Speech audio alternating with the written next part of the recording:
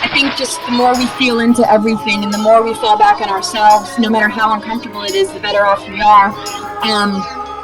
I mean, there's just so much information coming out that we're constantly bombarded with, and if we don't develop intuition and discernment, it's just easy to just kind of like take it all in and say, okay, and make a decision sort of from our superficial mind rather than our deep inner knowing and, inner gnosis. And, we have a divine blueprint, we have advanced DNA, a lot of it is dormant. So how do we activate it? We need to just let sound, frequency, color, and all sorts of things, raise our vibration.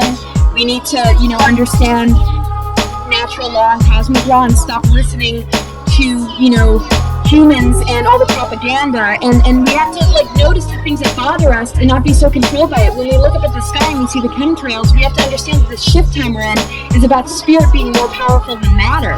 It's important to create justice. It's important to speak out. It's important to say, hey, this is wrong. We don't need to be crushed by it. We don't need to allow our energies to constrict. Because the thing is, if it were just enough for chemtrails to enslave humanity, they would just spray us. But no, it takes mind control as well. And the two work together, and that's why there's nanoparticles. It's not just us having heavy metals in us and being sick and giving our money away and keeping the economy alive, which is a part of why they do it. It's also the mind control. It's us believing in all the distortions. And that's the trap. Once we allow ourselves to stay stuck in the lower density mentality, then we are easily affected by these nanoparticles and chemtrails. And when we say, hey, that's not the true nature of the masculine and feminine, that news is false, these leaders are not here to help us, and we begin to fall back on ourselves and each other, then we're already in the mode of transmuting all these negative assaults and all these toxins and all the radiation and all these, nanoparticles from taking us over. And the consciousness it's going to start there.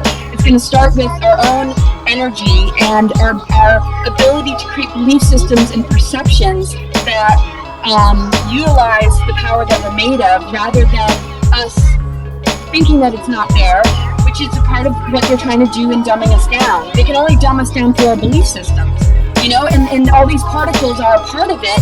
But if we override the mental and mind control aspects of it, the particles don't have anything to really grab onto.